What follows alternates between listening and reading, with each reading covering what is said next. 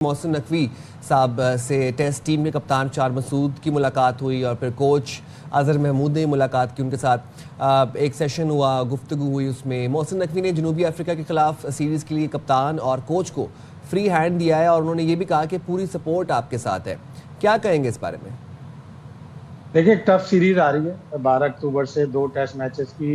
South Africa पिछले world test championship के champion है। उन्होंने ऑस्ट्रेलिया को हरा के चैंपियनशिप जीती है, बहुत बड़ी ट्रॉफी जीती है। पहली बार एक कोई ट्रॉफी उन्होंने जीती है बड़ी आईसीसी की 1998 के बाद से। तो उनमें बड़ा कॉन्फिडेंस होगा। हम आखिरी नंबर पे थे, 90 और आखिरी नंबर पे, तो ये बड़ा ज़रूरी था कि कप्तान को एतमाद देते, जो कोच हैं अजहर महमूद उनको एतमाद देते। शान मसूद की कैटेगरी जो सेंट्रल कॉन्ट्रैक्ट की है वो डी है, वो भी उनके लिए काफ़ी सही नहीं है। उनको डी से हटा के बी में लाने की बातें हो रही हैं, हो जाएगा। तो साउथ अफ्रीका से अगर जीतना है 2 टेस्ट की सीरीज तो फिर ये एतमाद ज़रूरी था। अच्छी पिचेस बनाएं, स्पिन पिचेस जिस तरह हमने इंग्लैंड को हराया था। गो के साउथ अफ्रीका के पास भी बहुत अच्छे स्पिनर्स हैं, उनकी महाराज 200+ टेस्ट विकेटें हैं। तो अच्छी एक सीरीज होगी, बहुत ज़रूरी था, बहुत अच्छा किया। मोहसिन नकवी काफ़ी एक्टिव आदमी है, उन्होंने बुलाकर एतमाद दिया है।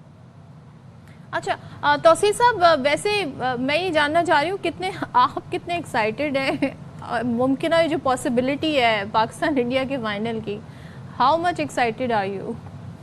एक्साइटेड तो है, एक्चुअल खेले इतना है, लेकिन अब पता है खेल नहीं रहा है, मगर बाहर बैठ के थोड़ा सा प्रॉब्लम होना शुरू हो जाता है। प्रॉब्लम ये होता है कि यार क्या है, मजाक बनाया हुआ है। और ऑनेस्टली बताऊं, दिल में धड़का तो रहता है। और अब जैसे जैसे एज बढ़ रही है, अपने ऊपर प्रेशर लेना ठीक नहीं है मेरे हिसाब से वैसे भी। लेकिन बहरहाल हम सपोर्ट करते हैं। अगर कोई ये सोचता है कि हम सपोर्ट नहीं करते, हम टू दी पॉइंट बात करते हैं और वो हमें नजर आती है। अभी जैसे बताया कि ये चीजें कुछ सेंट्रल कॉन्ट्रैक्ट की बातें शायद भाई ने की, और आप किससे बात करके ये चीजें, आप, मेरा ख्याल है, मेरा सजेशन ये है कि आप प्लेयरों के मैचेस पे सारा कर दें और उसके बाद उनको दें कि तो 10 है, 10 2020 हैं या 10 टेस्ट मैच हैं या 20 वनडे हैं, इस तरह करके। और उसके बाद उनकी एंड में आप देखें कि क्या परफॉर्मेंस है, आप नीचे ले आए या ऊपर ले जाएं उनको।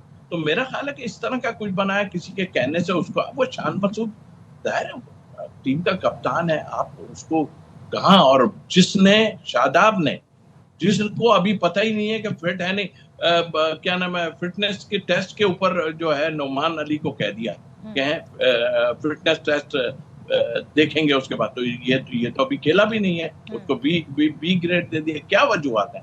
काफी टाइम से ये चीजें हो रही हैं, इसको कौन देखेगा? या तो बहुत बड़ी कोई ऊपर से ऐसी धाड़ी कहूंगा कि पड़ती है कि आप लोगों की आवाज ही नहीं निकल पाती। बैठ के सही से देखें शायद आप किस बेस पे जो है वो भी उस पे आ गया है।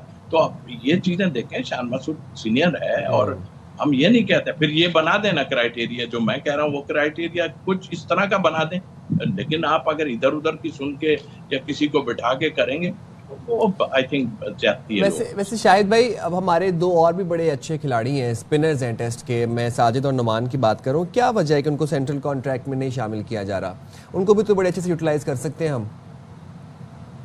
अब मुझे याद नहीं आ रहा कि वो सेंट्रल कॉन्ट्रैक्ट में है या नहीं। एशिया कप का दिमाग ऐसा चला हुआ है, भारत साजिद है, मेरा ख्याल साजिद है, खालिद होंगे, दोनों होंगे। उन्होंने अभी इंग्लैंड से पाकिस्तान को सीरीज जितवाई है। उनको रेड बॉल पर ही रखें, लेकिन जो रेड बॉल खेलते हैं, सिर्फ रेड बॉल खेलते हैं, उनको इतने पैसे मिलने चाहिए ताकि उनको ये ना हो कि हम वाइट बॉल नहीं खेलते तो हमारे पैसे कम हो जाते हैं। रेड बॉल एक अलग ही हकीकत है, टेस्ट क्रिकेट एक अलग ही हकीकत है।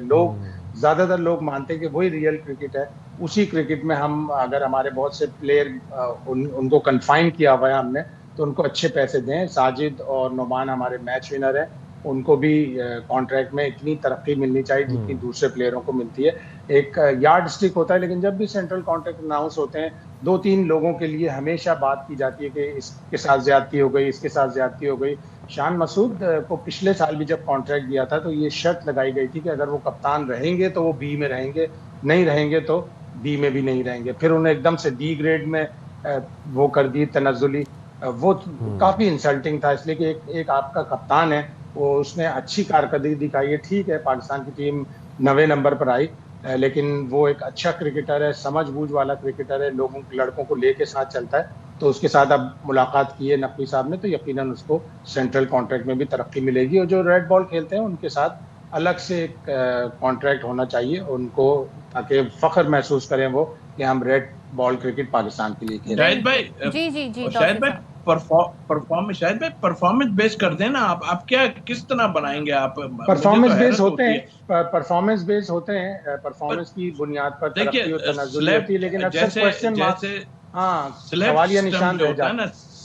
स्लैब सिस्टम जो होता है ना, वो उस पर करते हैं जी, एक सीनियर है उसको इतने ही मिल रहे हैं। नहीं, ऐसे नहीं। अगर सीनियर है तो ऐसे क्यों? सीनियरिटी तो ठीक है, लेकिन आप परफॉर्म नहीं कर रहे सीनियरिटी में। नजम सेठी साहब ने अपने दौर में एक ये क्लॉज रखी थी और एक पाबंदी रखी थी कि जो कप्तान होगा किसी भी फॉर्मेट का, उसको ए कैटेगरी में रखेंगे। वो एक अच्छी चीज थी। गो के कप्तानों की अगर जब परफॉर्मेंस खराब होती है तो ऊपर नीचे हो जाते हैं, लेकिन किसी भी फॉर्मेट का कप्तान हो उसको ए कैटेगरी मिलनी चाहिए। कप्तानी एक बहुत बड़ा एहसास। ठीक है, बहुत शुक्रिया शाहिद हाशमी साहब एंड तौसीफ भाई। शाहिद साहब हमारे साथ थे। और भाई अभी हमारा बांग्लादेश के साथ मैच है, उसके बाद दुआएं किस लिए? अगर तो हम ये मैच जीत गए बांग्लादेश से तो फिर पाकिस्तान के चांसेस हैं भारत से खेलने।